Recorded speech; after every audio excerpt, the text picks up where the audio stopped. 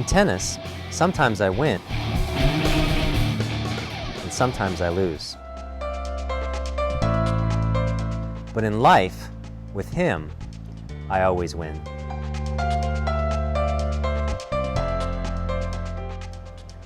Life changes. Jesus' love, however, does not.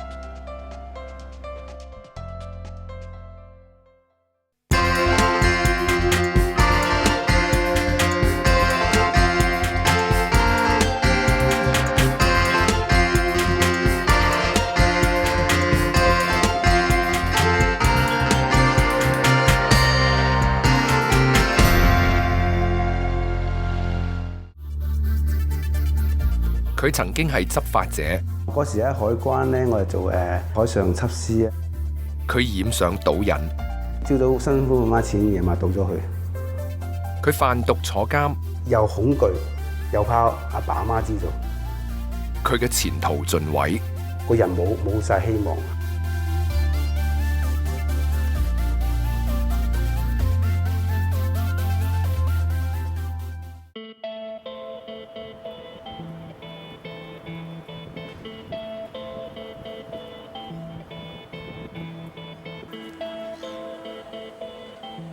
悉尼海港大橋係世界上最高嘅鋼鐵拱橋。呢座橋經過100幾年嘅醖釀同埋準備，再經過8年幾嘅時間建造，終於喺1932年落成。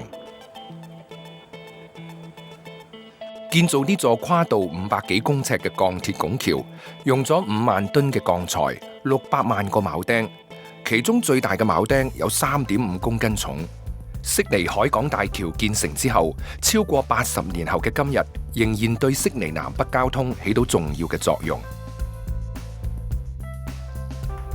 堅硬嘅鋼鐵可以建造穩固嘅橋樑，亦都可以製造堅固嘅門窗。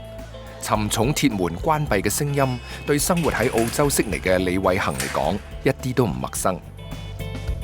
鐵門咧，一三擲嗰時，砰砰咁，你知道坐監噶啦。即係聽得聲啊！即係啊，你係個人喺監獄裏邊嘅啦。我判咗就10年，跟住咧就係6年咧就冇得假釋，即係6年一定要喺監獄裏邊坐。咁6年之後咧，佢可以俾你假釋出去，睇你啊表現點樣啊。呢4年時間咧就唔可以喺嚟澳洲啊，有嗰個條件咯。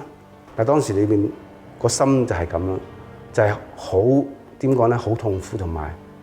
個人冇晒希望喺當時，又恐懼又怕阿爸阿媽知道，好快就諗起阿爸阿媽個樣啦。即係佢對我咁好，係咪？即係為咗供書教學，但自己乜都冇話報答到父母。所以咧，我每次打電話咧，去監獄啲電話咧就講住啊，呢個係監獄電話係錄音嘅，假如你唔聽，你吸咗佢，你聽咗就係錄音嘅。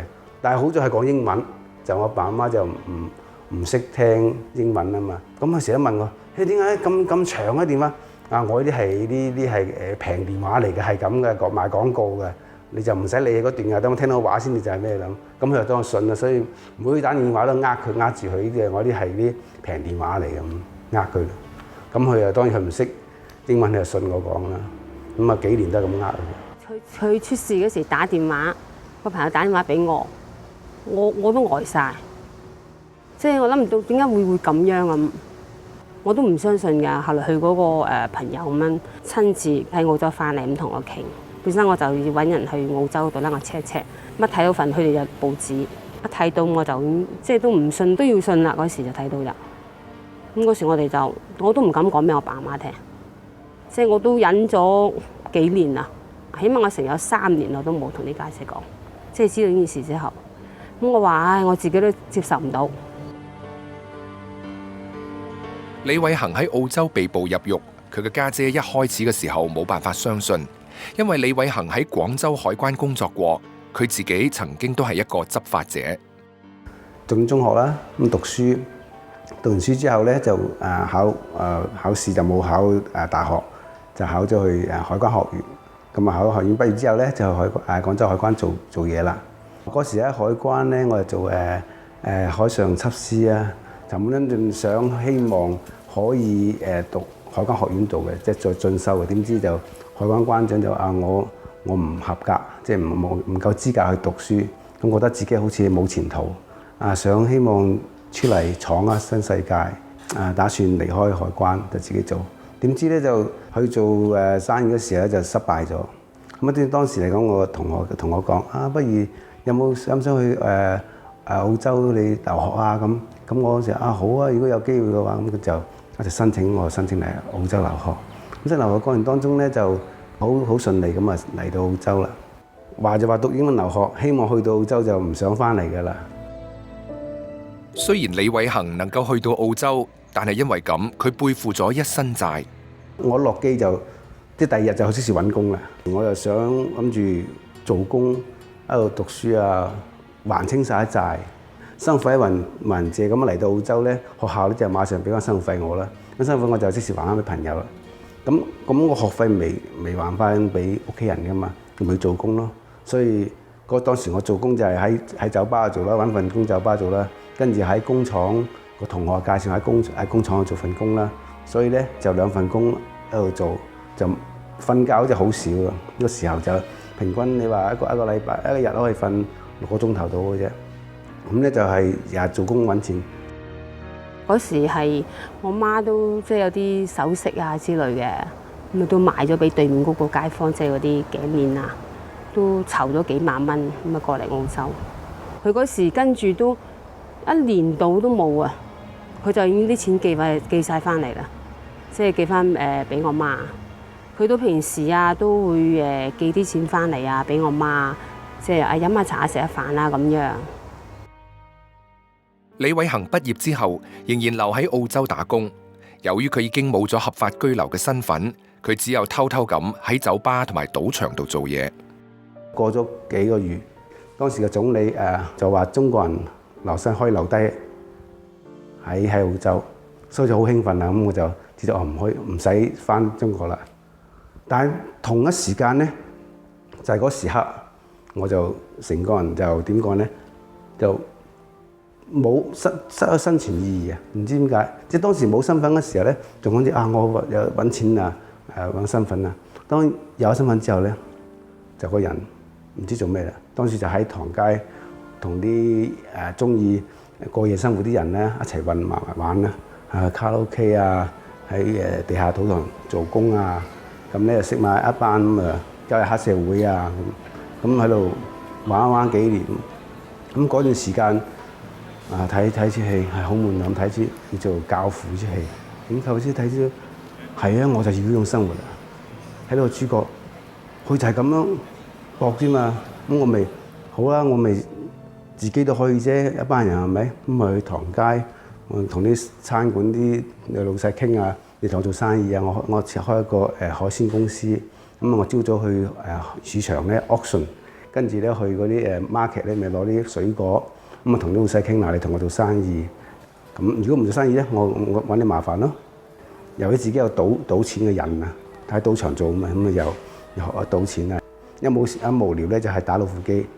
我賭到啲錢，總之我都唔記得幾錢。總之一沓啲1000蚊紙咧，有一條獎金咧，我地下全部獎金嚟嘅，即係賭到唔知幾多錢啦。入落去就係你個佬，人哋都唔敢話我朋友話，哇！你地下全部獎金嚟嘅。即係我都失去理智喺賭錢度，即係成個人就係點講咧，係瘋狂，即係都唔知做乜嘢。朝早辛苦咁揾錢，夜晚賭咗去點知越陷越深，連公司嘅錢都賭埋啦。但係我唔知點樣填翻落去，響度又，所以喺當時間就識到啲老細啦，咁就話你不如揾快錢啦，揾快錢未？我咩快錢啊？你走毒品咯，走粉啦。咁我諗啦，好啊，搏一搏啦，冇辦法啦，咁就要啲錢要還俾人嘛。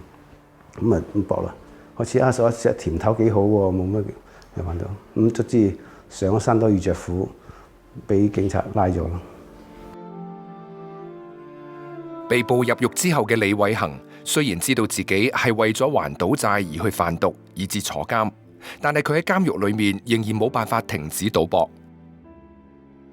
喺入邊咧，唯有就賭博咯，即係麻醉自己，唔想諗咁多嘢。所以我試過一晚食煙啊，食3包煙啊，個人唔停咁食煙，即係諗，即係個人你話擔心又唔知擔心咩，總之就係人就係好囉囉攣啊！總之朝早咧就好冇乜事啊，玩下玩下或者，但係冇得玩嗰時咧，俾人鎖喺間房裏邊咧，就瞓唔到啊，就諗好多嘢啊，又唔知啊幾時又判唔知判幾耐又唔知。每個人一間房嘅單人房嚟嘅，對面嗰個西人咧就又同我賭馬賭波啊咁，雖然又冇錢啫，但係攞煙仔賭啦，就咁玩咯。點知一段時間咧，對面嗰個西人去唔到喎，咁我唔見咗，我咁奇怪，我冇到冇即係好冇癮咯。咁啊過咗幾個禮拜咁啊見翻佢，我問佢：我點解你哋唔賭錢啊？咁佢話而家我信咗耶穌唔賭錢啊咁。哇！我好奇怪喎。咁你信耶穌同賭錢係兩回事嘅，點解你話信咗耶穌唔賭錢咧？咁我想知道點解咧？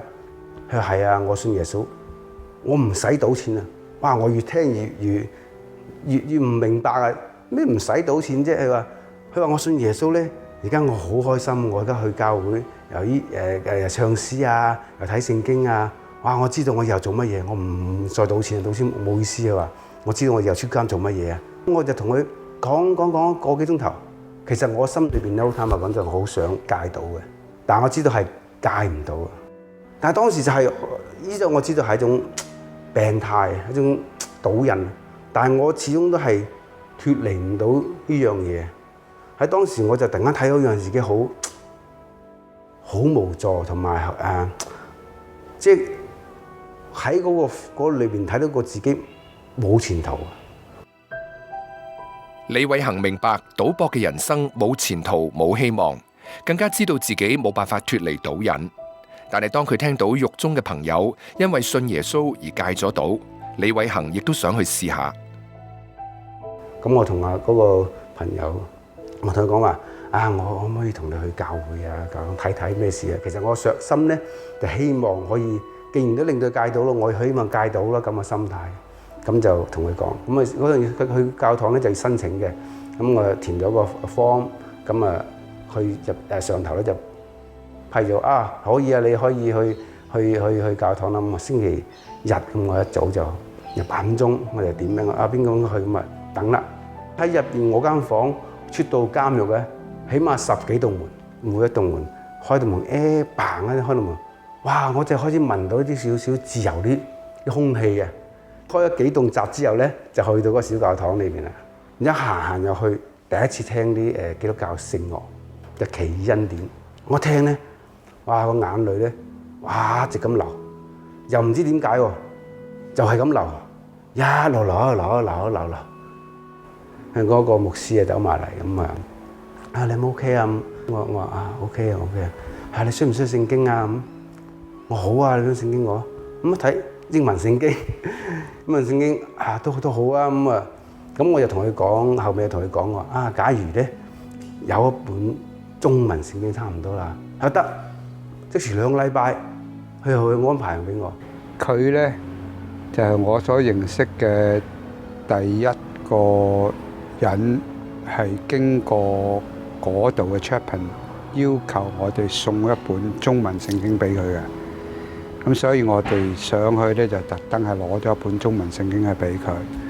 俾佢嗰陣時，佢就好開心咁笑口咁樣，多謝咁樣。First impression was good. I thought he was friendly, warm, and he was cheerful. He had a smile on his face most of the time.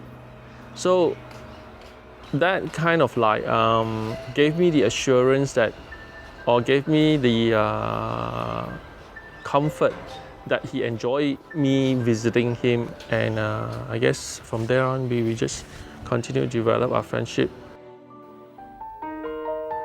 後嚟當地華人教會嘅信徒經常喺週末探望李偉恒，喺與世隔絕嘅監獄裏面帶俾佢好多溫暖。我有一日咧係踢波整傷隻腳，整傷個骨發炎，因為我做唔到嘢嘛，做唔到所以間房裏邊。咁望出窗邊咧有個西人就剪草，哇好開心啊唱歌。佢殺人犯嚟嘅，佢殺人犯咧佢係冇得出監嘅。咁我問佢你坐監唔開心嘅？係你啊坐監，我邊係坐監啫咁。我冇搞錯，你唔坐監，你剪草嘅，向我自由，我咩自由啊？佢話我係信咗耶穌，信咗耶穌咪自由咯。你唔信耶穌咪冇自由咧入邊咯。咁啊，佢講下，原來後面咧，佢有個每日咧就有個Bible study 嘅，就英文嘅，就讀學習聖經嘅。咁我就試下同佢一齊啦。雖然我英文唔係咁好，咁你好耐心喎。記得第一次查咧就係查馬太福音8福，咁我好多嘢問，咁佢哋就解釋，咁啊一路咁啊去追求咁有透過祈禱啊，慢慢祈禱，咁啊對呢個神對耶穌慢慢有認識。佢願意打開佢嘅心靈，因為佢喺當中好多學習㗎。佢喺入邊又去上一啲嘅 course 咧，我哋覺得攞呢本聖經上去係好值得啦，而係真係有個人用個心落去睇。我記得一晚我喺度祈禱，我打聖經，我啱啱睇羅馬書。羅馬書咧，佢記得係第7章，第7章第11節啊，佢話最趁住機會，藉住誡命殺咗我。哇！我呢段經文一入我腦嗰時候，我諗起自己，我第一時間諗起自己係一個執法者，即係自己係喺海關做嘅。我諗點解我比任何人都清楚毒品係害人嘅？啊，點解我會去做呢樣嘢咧？經文講我聽咩？就係未有機會，我未有機會去做。其實我心一直有個可能去做，就嚟到澳洲有個機會啦，我去做。諗下自己嗰時啲嘢，而家好似啲萬年機咁，一路一幅影到我面前。咁嗰時我就天父啊，你寬恕我啦，我真係犯咗好多，我得罪好多人，我得罪咗你，我學到啲嘢，全部學嘅嘢咧，係用啲嘢害人，就去逃避法律，去做犯法啲嘢。當時我就係咁趴喺度，我求神。好奇怪，只係聲話，孩子你，我寬恕你。哇！嗰時嗰個心情，當時話寬恕我饒恕我，嗰時突然間成個人 release 嗰個好開心。感激你施拯救進入我心，賜大能給我，為我擦洗心底污垢，更新我，保守我，你捨己救贖，流盡寶血，獎賞因信稱義得救。但係嗰種寬恕令到我好開心，開心到咧，我成個禮拜咧同隔離敲個門，我信耶穌，我成日都寬恕我咁，周圍全部成個監都知道啦。覺得就係神俾咗佢呢個愛，俾佢呢個咁好咁寶貴嘅救恩，佢好想同人去分享。咁即係可以用一個比較，即係講話好似啲人講話，佢係瘋狂咗去做呢一樣嘢。我係第一次感覺到自由嘅滋味係乜嘢？雖然坐監，但係個人覺得自由，好自由。後尾嗰段時間就我知道神都好愛我，咁我同牧師講嘅話，我想做一個真正基督徒。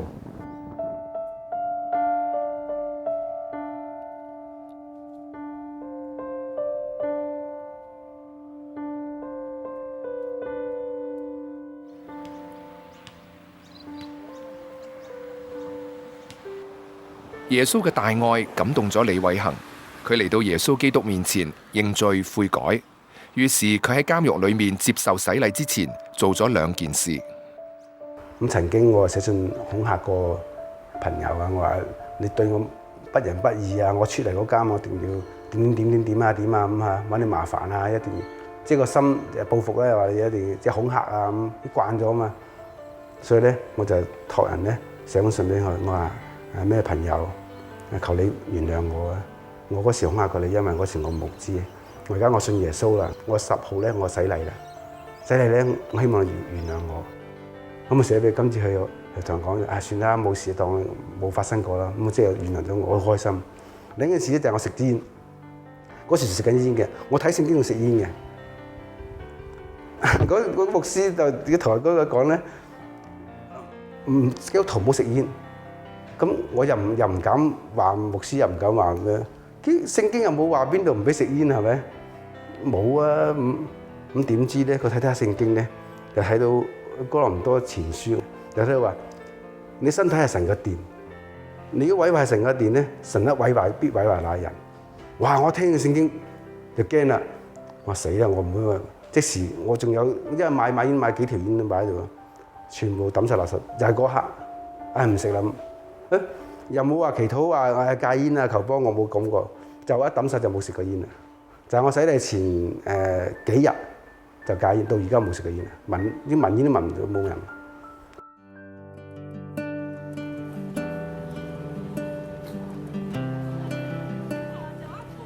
具有中國特色嘅悉尼唐人街，位於悉尼市區嘅南部。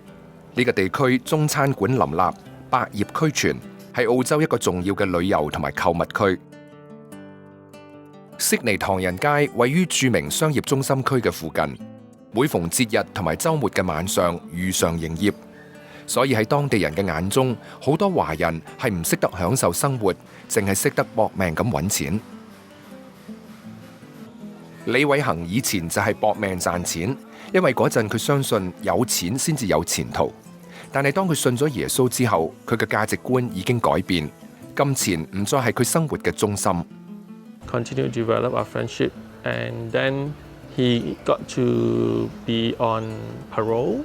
He could have been working and then earn some money rather than going to church, you know. So that was even more encouraging, I guess, you know, to see him wanting to go to church rather than making some money and then, you know, like preparing himself for future, as in, you know, financially.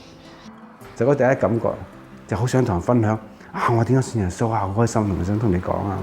當我買餸嗰時啊，非法啦，我都去同佢講。係啊，我哋你信耶穌未啊？未啊！我點解你唔信耶穌啊？咁佢點啊？你係剪髮啫喎，咁點解？我係啊，我剪髮，但係我想信耶穌啊咁。佢係好有呢個負擔去傳福音，同埋去面對嗰啲朋友咧，因為即係佢以前嗰啲朋友都係未信嘅，咁佢都好有呢個負擔去傳。佢做以前都係大阿哥嚟噶嘛，咁佢而家揾翻啲舊人咁時，佢都有啲叫啲 power 啦，即係講嘢有啲 power，有啲可能說服下人啦咁樣。係啊，佢做見證，佢話我都得啦，你點解唔得啊？咁樣。同我性格咧，我就係我唔會同人講咩嘅，就咁恐嚇咯。咁我唔啱，你唔驚咪打咯，唔會話同人講幫我做啦咩啦，你唔會咩唔會講嘅。但係而家神好奇怪就改變咗，我好中意同人講嘢變咗，就講啦，就講話信耶穌啦。點樣好？自己改變咗，希望你信啦。即係呢個就係我相信最大嘅改變啦。佢入咗基督之後嘅人嘅人生係變咗好多咯，係差唔多係直頭兩個人。之前嘅佢即係話嗰啲暴躁嘅性格啊，同埋係而家嘅咁平靜啊，佢而家過係好平靜嘅生活，所以就我爸阿媽都入埋，即係都基督㗎，都係。即係我爸，佢話我點解信耶穌啊？係你嗰時翻親嚟咧，係朝早瞓覺，仲要入唔到門咧，就猛撐到門，踢爛到門為止。因為我中意飲酒翻嚟 disco， 咁啊朝早跳到天光6、7點先翻屋企瞓覺嘅。佢而家你咧5、6點又要飲茶，一早就瞓覺。佢話我知道耶穌真係救咗你，係我都需要信耶穌。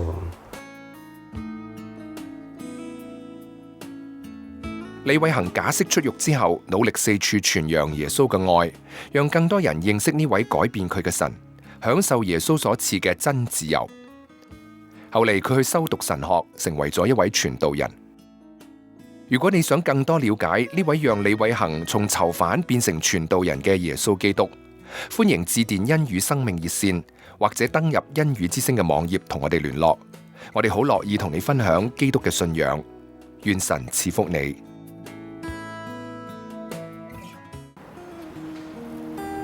我原是迷失的自我，在這世界上追趕，在名利裏踏遍那失喪歷程，感嘆如沒事誘惑跌倒，竟把我栽進逆境，破滅成就理想，人懊悔無助。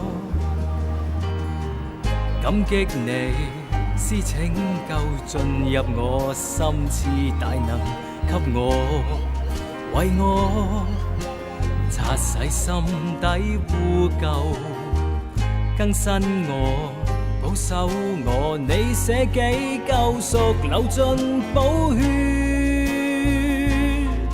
獎賞因信稱義得救。